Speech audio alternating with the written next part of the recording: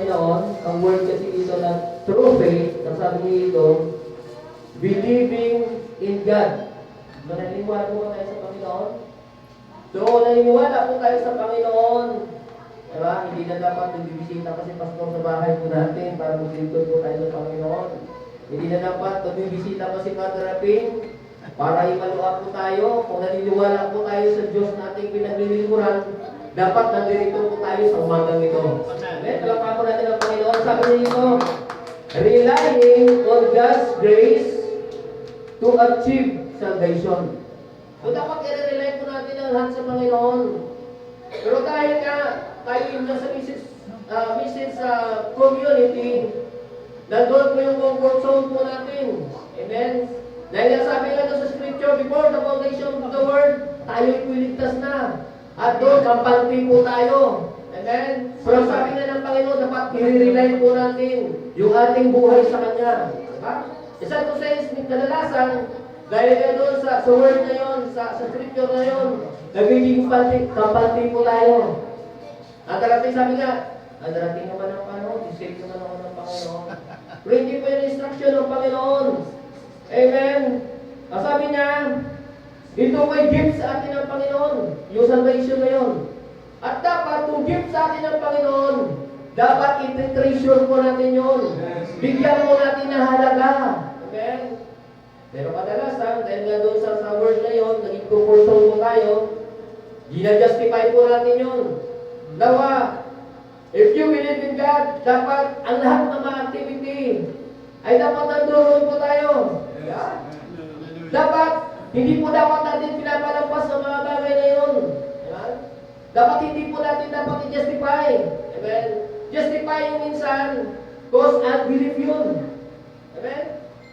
Nagkaroon po tayo ng unbelief sa mga bagay na yun. Sabi niya, sabi na sa Ephesians, gift po ito. Diba? At kung titingnan po natin, kung bigyan po tayo ng gift ng ating mahal sa buhay, piniprecure po natin yun. Diba? Binibigyan po natin ng halaga. For example, bigyan ka ng asawa mo ng kwintas, dapat dala-dala mo ito, suot mo lagi. Amen? At yung word of God na yun, dapat lagi mo dala-dala ito at saan pumunta. Amen? Hindi na dapat tayo ipapaluhan pa ng ating elder church. Amen? Hindi na dapat tayo bibisitahin pa sa ating mahal na pastor. Amen? Para maglingkod sa Panginoon, para magpatuloy. Mayroon po akong tatlong tao, character sa Bible na they are living with true faith. Amen? Kagaya ni Abraham, how many years siya bago binigay si Isaac? 100 years. Amen? Dahil sa kanyang pananampalataya, umaasa siya na magkaroon sila ng anak na si Isaac. Hindi po siya nagreklamo, hindi niya ito dinajustify. Amen? Hindi po siya napagod para maglingkod sa Panginoon. Diba? Napapagod po ba tayo maglingkod sa Panginoon? Purihin ang Panginoon. Napapagod na ba tayo gampanan yung ating obligasyon sa Panginoon? Diba? Hallelujah. Dapat hindi po tayo mapagod. So, kagaya ni Enoch, diba? Enoch, walk with God. So, dapat yun yung ating determinasyon. Kung ang ating kaisipan, ang ating mindset, kasama tayo sa pag-rapture, dapat yung ating pananampalataya ay kasama tayo dun we have one rapturing faith. Amen? Hallelujah. So, dapat meron po tayong rapturing faith. Amen. At naniniwala ko, ang lahat siguro naman na ito, kahit sa Pwede, mayroon itong dahil alam mo natin ang Panginoon. Hallelujah. Sabi niya dito, not of work, lest any man should boast.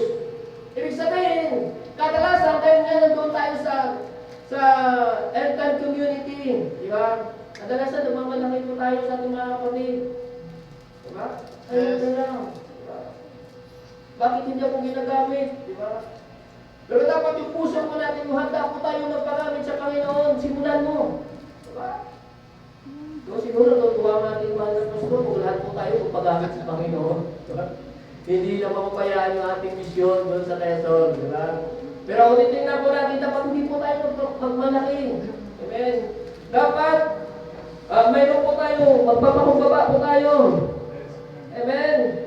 Hallelujah. Sabi niya dito sa 10, for we are His worship, created by Jesus Christ unto good works, amen, which God has before ordained that we should walk in them.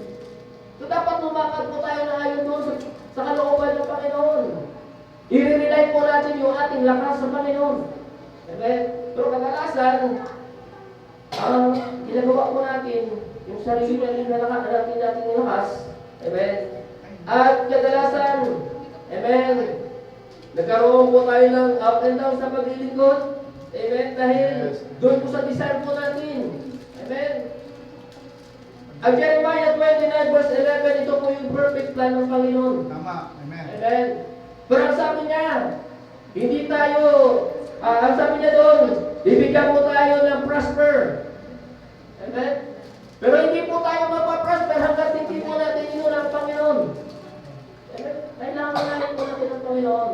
Amen? Sa buhay po natin. So, sabi niya doon sa barko, sabi niya, makakamtan ka natin ng lahat.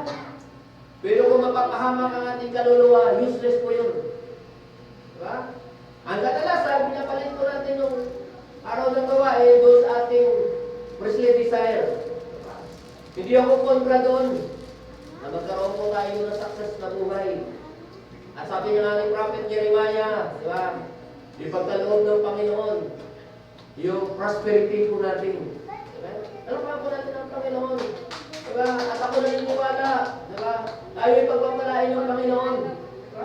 Kung yun ang paniniwala ko, sana yun ang paniniwala nyo. Nagdarating yung oras, magkaroon po tayo ng sariling lutin po sa lugar na ito. Diba? Magkaroon po tayo. Diba? Na marami pang outreach sa lugar ng Quezon. Pero dapat lahat po tayo willing magpangayos sa Panginoon. Lagi po itong inuulit-ulit, hindi po kaya ni Brother Wing. Hindi po kaya ng ating mahal na pastor. Kung hindi po tayo magkakaisa at manalangin sa Panginoon ay pagkaloob sa atin yung prosperous na yun. Amen. Hindi lang sa material na bagay. Dapat maging matured po tayo. Ihayag ng Panginoon sa bawat isa. Lahat na magpagamit sa simpleng pamamaraan. Amen?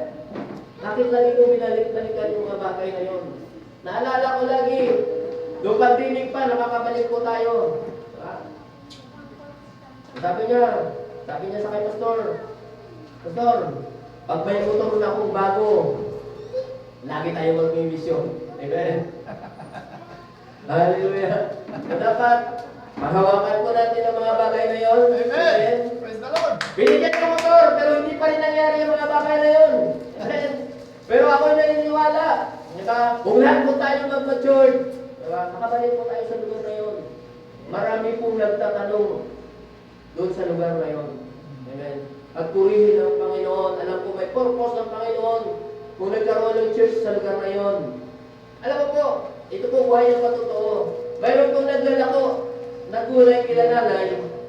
Sabi niya, tuloy-tuloy po ba ang pag-conduct ng church diyan, yung service? Diyan na rin ako mag-church. Kasi sino po bang hindi na may bless? Dahil mayroong church po doon ay hinahanap-hanap nila totoong Word of God sa lugar na yun. Diba? Kaya pag-pray po natin. Amen? Dahil sinimulan po natin magpatuloy sa lugar na yun. Diba? Handa po ba tayo mag-sacrifice? Para mahina, ano? Handa po ba tayo mag-sacrifice? Kung hindi man natin kaya, pero physically. Diba? Buksan po natin ang mga palad. Diba natin? At ibigay po natin sa Panginoon ang material na bagay na yun. Diba? Alam mga po natin ang Panginoon. Amen.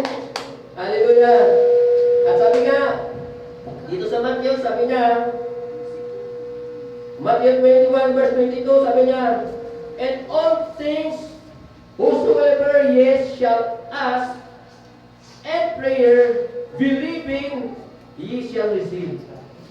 Amen? At sabi niya, believing. Maniwala po tayo. Huwag po tayo magkaroon ng doubt, isang doubt sa puso po natin. At kung magkaroon po tayo ng doubt sa puso po natin, Hindi po ibibigay ng Panginoon yun. Amen? Kung mayroon kang karamdaman sa umagang ito, ipagkaloob mo sa Panginoon ang karamdaman na yun.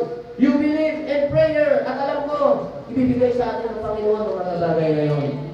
Amen? At kung naniniwala po tayo na magkaroon po tayo ng magandang church sa lugar na yun, pag-pray po natin. Huwag po tayong mag-doubt. Diba? Bakit?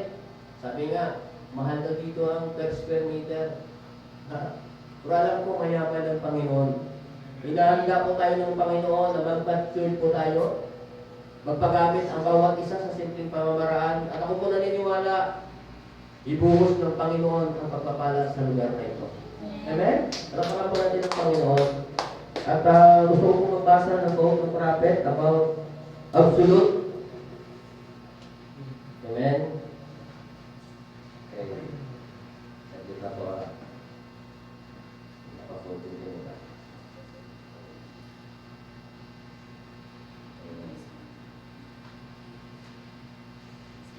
Yan. So sabi niya dito,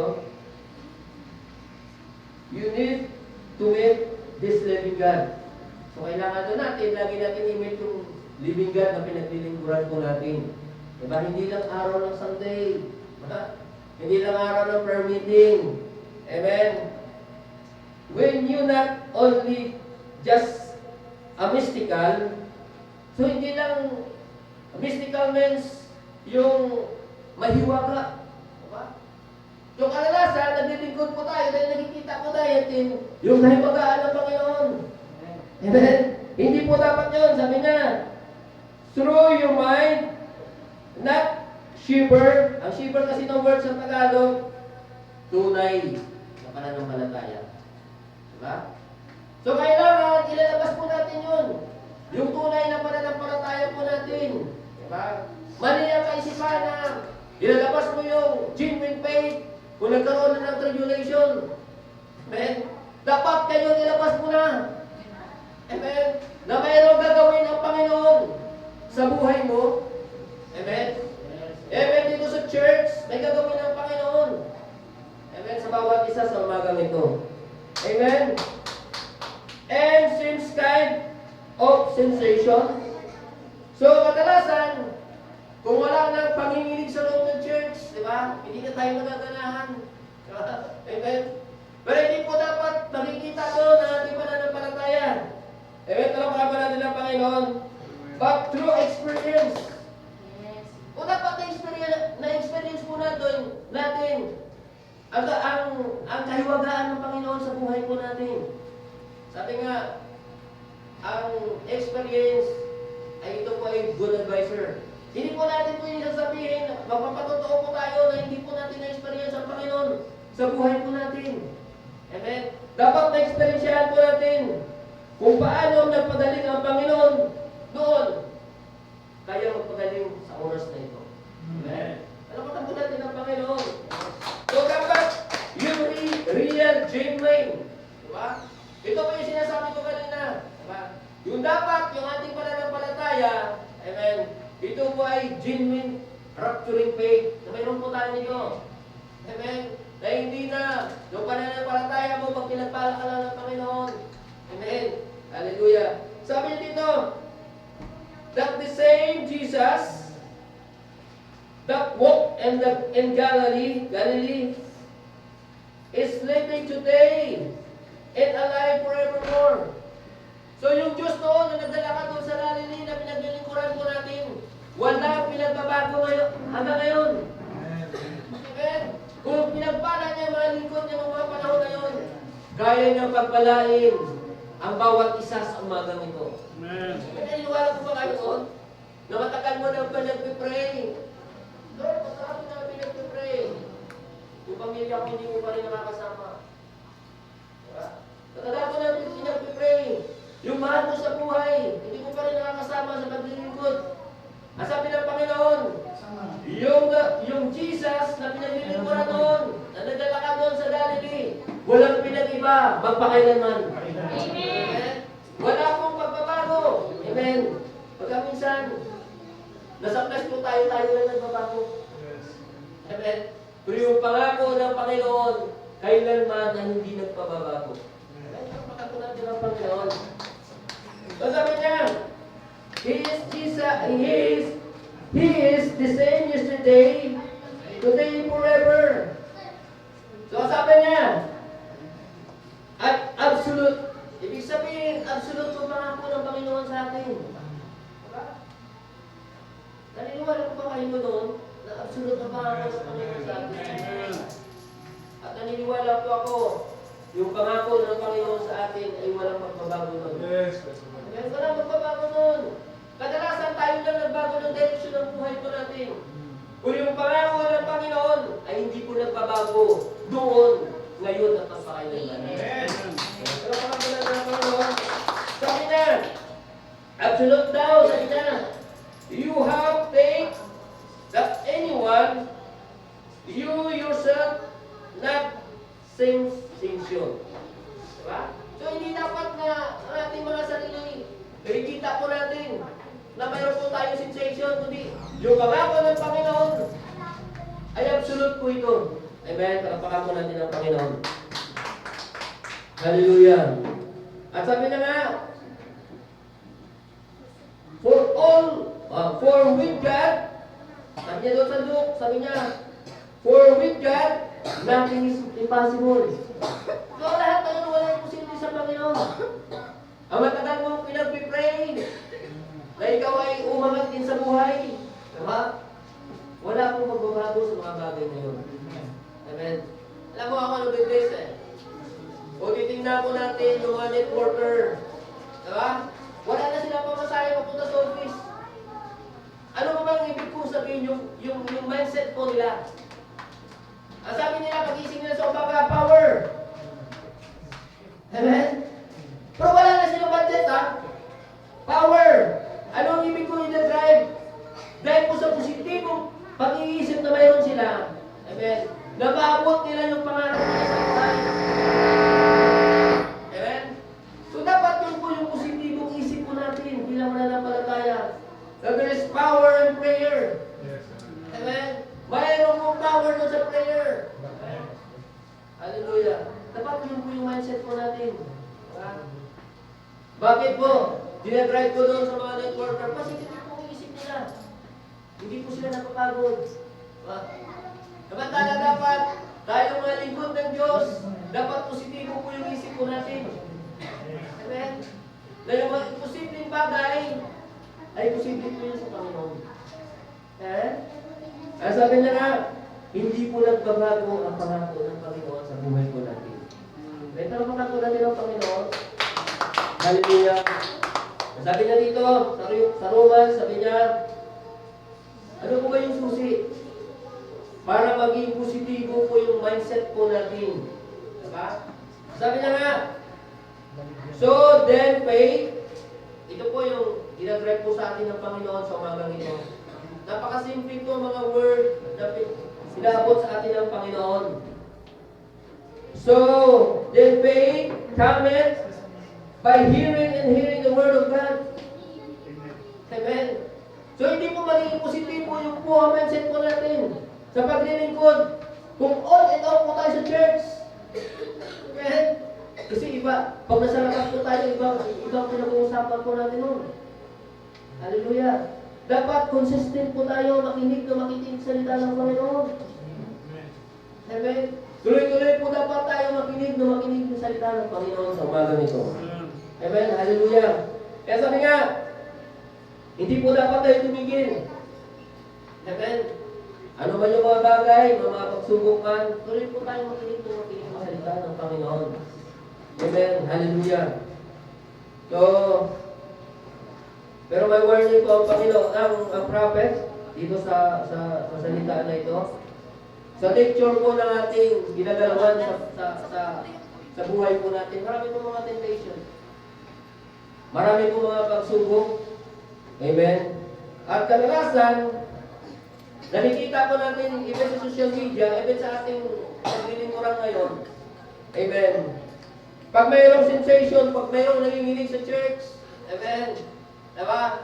Lahat po na-bless, pero sabi ng prophet po dito, And if the sensation that had in somebody, you will have been real Bible, in the Bible sensation, continue ko sa pabasa, and somebody try to explain.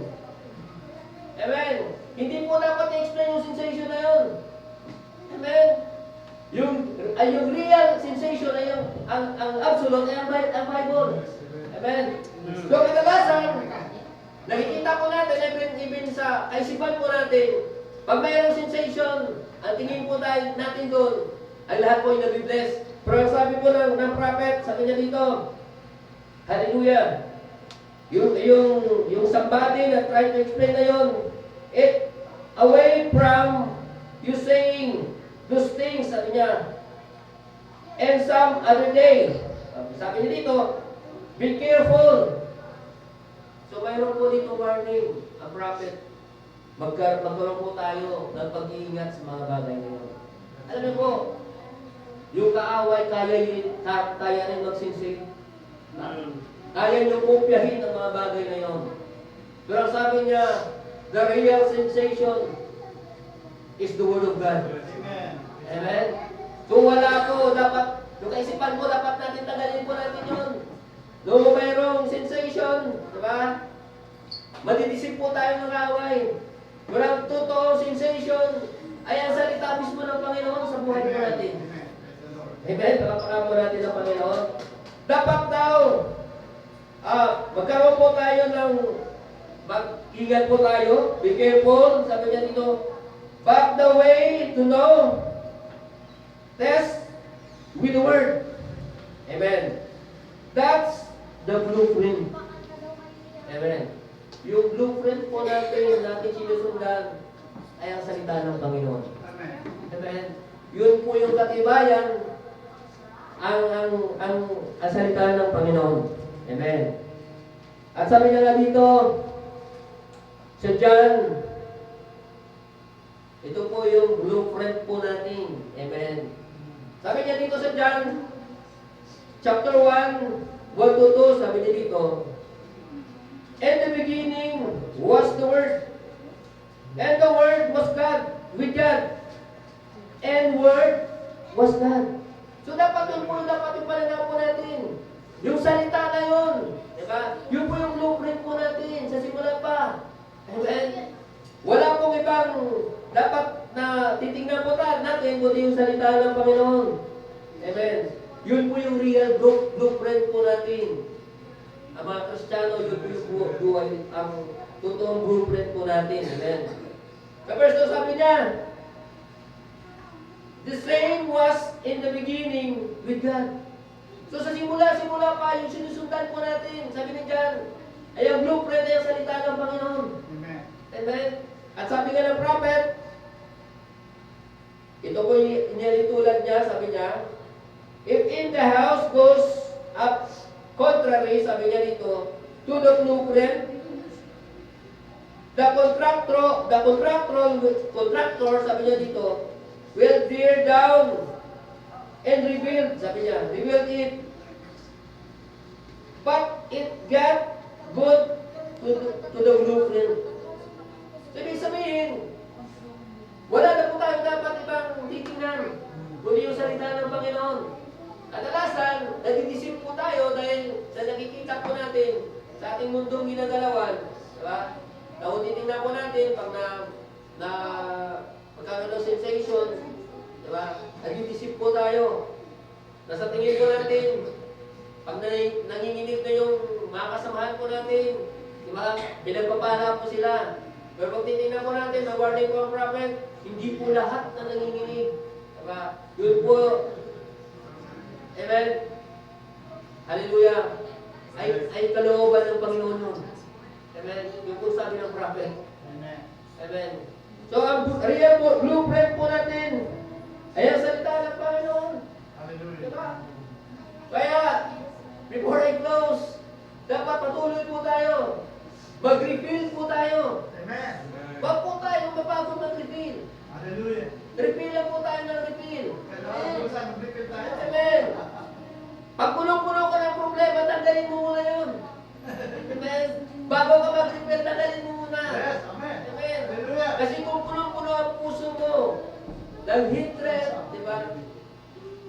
ng di pananampalataya, walang papasok po doon. Tama. Tandalin mo yun. At hindi po kasi yan, na ako ang church, ay hindi. Nagkaroon ng sensation, wala si Lord sa loob na yun. Hindi po kasi yan yun. At ako naniniwala, ang real blueprint po natin ay ang salita ng Panginoon. Hallelujah. Kasi mula simula, ang real blueprint po ng Kristiyano ay ang salita ng Panginoon. Hindi po dapat nakabasa sa YouTube. Amen. Dahil marami po mga prophecy sa panahon po natin, nadidisip po tayo. Dahil high-tech na nga po tayo sa panahon ngayon. Pero ang absolute, since the beginning, ay ang salita ng Panginoon.